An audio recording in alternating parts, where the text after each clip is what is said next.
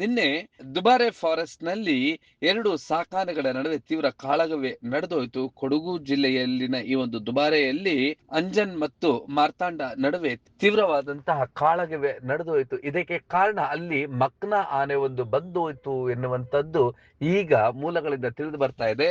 ನಿನ್ನೆ ಆ ಒಂದು ಆನೆಯಿಂದಾಗಿಯೇ ಮಹಿಳೆಯೋರ್ವಳು ಮೃತಪಟ್ಟಿದ್ದಳು. ಇವತ್ತು ತೀವ್ರವಾಗಿ ಗಾಯಗೊಂಡಿದ್ದಂತಹ ಮಾರ್ತಾಂಡ ಇನ್ನಿಲ್ಲ. ಈ ಒಂದು ಸುದ್ದಿ ಬರ ಸಿಡಿಲಿನಂತೆ ಪ್ರಾಣಿ ಪ್ರಿಯರಿಗೆ ಬಡಿದಿದೆ.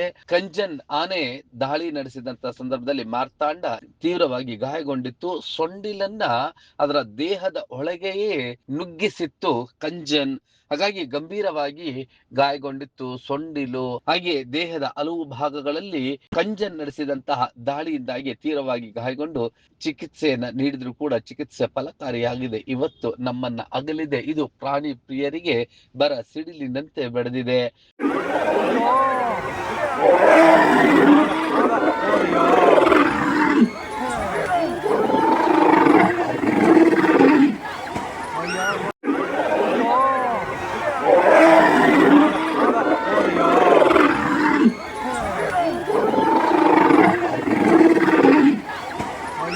ಹಾಗೆ ನಿನ್ನೆ ಓರ್ವ ಮಹಿಳೆಯೂ ಕೂಡ ಮೃತಪಟ್ಟಿದ್ದರು. ಆದ್ರೆ ಇವತ್ತು ದಾಳಿಗೆ ಒಳಗಾಗಿದ್ದಂತಹ ಮಾರ್ತಾಂಡ ಇನ್ನಿಲ್ಲ.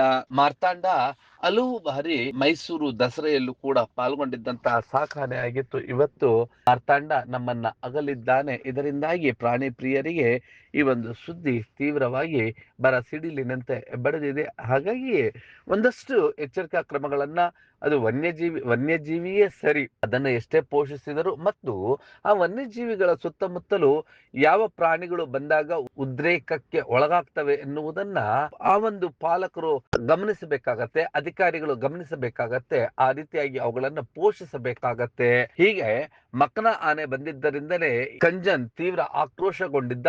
ಹಾಗೆ ಮಾರ್ತಾಂಡನ ಮೇಲೆ ದಾಳಿಯನ್ನ ನಡೆಸಿದ್ದ. ಈ ಒಂದು ದಾಳಿಯಲ್ಲಿ ಇದೀಗ ನಾವು ಮಾರ್ತಾಂಡನನ್ನ ಕಳೆದುಕೊಂಡಿದ್ದೇವೆ.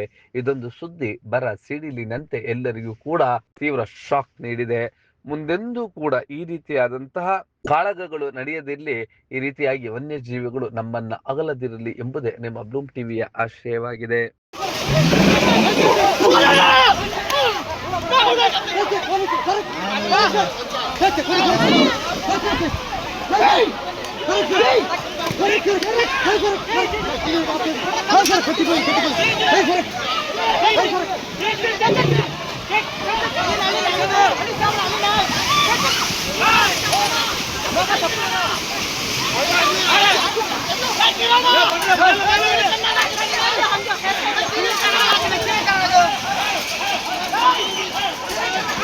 ನೀವು ಈ ಕೂಡ ಎಲ್ಲ ನಮ್ಮ ಚಾನಲ್ಗೆ ಸಬ್ಸ್ಕ್ರೈಬ್ ಆಗಿಲ್ಲ ಅಂದರೆ ಸಬ್ಸ್ಕ್ರೈಬ್ ಬಟನನ್ನು ಕ್ಲಿಕ್ ಮಾಡಿ, ಪಕ್ಕದಲ್ಲಿರೋ ಬೆಲ್ ಐಕನನ್ನು ಕ್ಲಿಕ್ ಮಾಡಿ. ನಾವು ಅಪ್ಲೋಡ್ ಮಾಡುವಂತಹ ವಿಡಿಯೋಸ್ ನಿಮಗೆ ನೋಟಿಫಿಕೇಶನ್ ಬರುತ್ತೆ.